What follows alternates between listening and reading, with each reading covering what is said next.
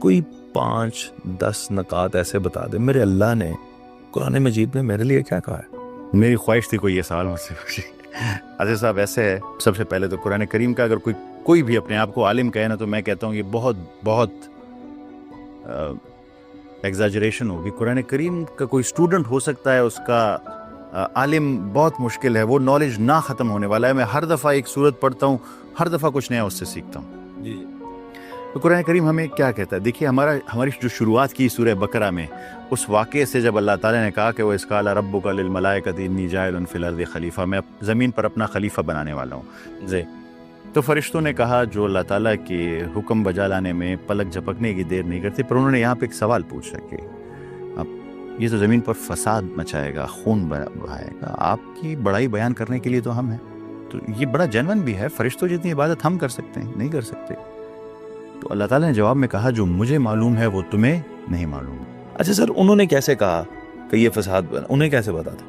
یہ اپنے اندر ایک بہت لمبی سٹوری ہے، یہ آدم سے پہلے ہم چلے جائیں گے؟ یہ سٹوری پھر بہت لمبی ہو جائے گی، اس کو کسی اور دن کے لیے رکھ۔ یہ سوال بہت ضروری ہے، اور مجھے بڑی خوشی ہوتی ہے جب کوئی یہ سوال پوچھے، مطلب وہ سوچتا ہے قرآن کریم پر کہ فرشتوں کے پاس غیب علم تو نہیں ہے نا، تو انہوں نے تو اللہ کو اب تفاسیر میں لکھا ہوا ہے، ڈفرنٹ بیان کیا گیا ہے کہ وہ جنات تھے، جنات کو دیکھا، پھر کچھ لوگ اعتراض کرتے ہیں کہ جنات اور نہیں سر، جنات کو اور جنات کا انسان کا کمپیریزن کیوں کیا جا رہا ہے؟ تو اللہ تعالیٰ نے جواب میں کہا جو مجھے معلوم ہے تمہیں نہیں معلوم۔ پھر انہوں نے حضرت آدم علیہ السلام کو کچھ نام سکھایا، پھر فرشتے سے کہا کہ اگر تم سچے ہو تو تم یہ بتاؤ، تو فرشتے نے کہا کہ قالوا سبحانک، ہمارے پاس علم نہیں ہے مگر وہی جو آپ نے دیا ہے۔ پھر حضرت آدم علیہ السلام سے کہا کہ آپ یہ نام بتا دیں، تو حضرت آدم علیہ السلام نے وہ تمام نام بتا دیے، تو اللہ تعالیٰ نے کہا کہ میں نے تمہیں کہا نہیں تھا کہ میرے پاس علم ہے؟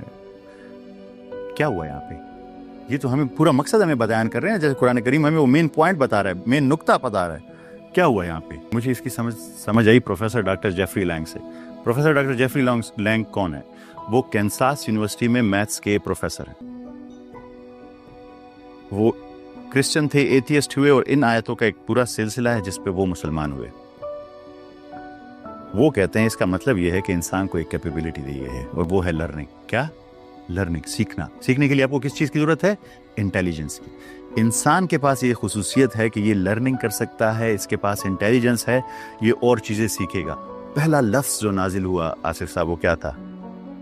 اقرا، پڑھو، سیکھو، انٹیلیجنس استعمال کرو، عقل استعمال کرو۔